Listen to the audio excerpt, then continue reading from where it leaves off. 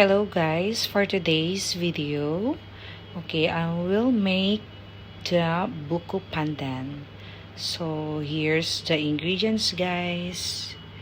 This is the jelly, this is the tapioca, and this is the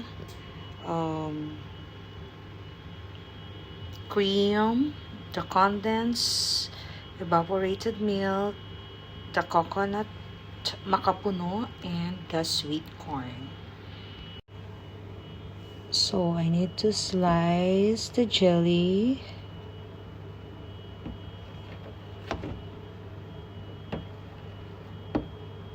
Okay, so I will make it small cubes.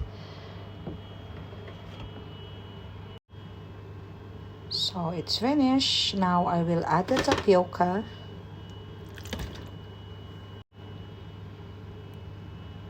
Okay, like that. Then I will add now the coconut.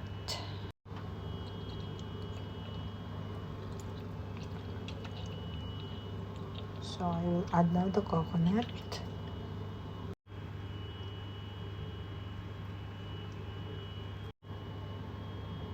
And next is the sweet corn. So next is the delicious classic cream. So we will add this guys to make it yummy.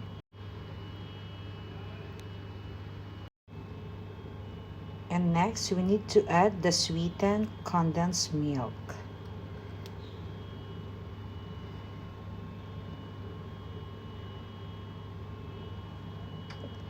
As you can see guys, I'm making my dessert. Anyone wants this, just let me know and I will share it to you. I will make it nicely. This is what we are calling buko pandan with corn, with sweet corn. Next is I'm going to put the evaporated milk.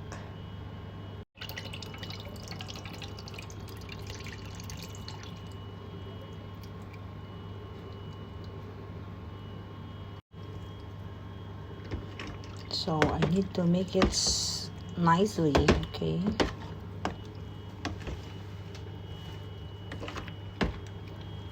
We will see how is it nice and yummy and super delicious. So it's finished.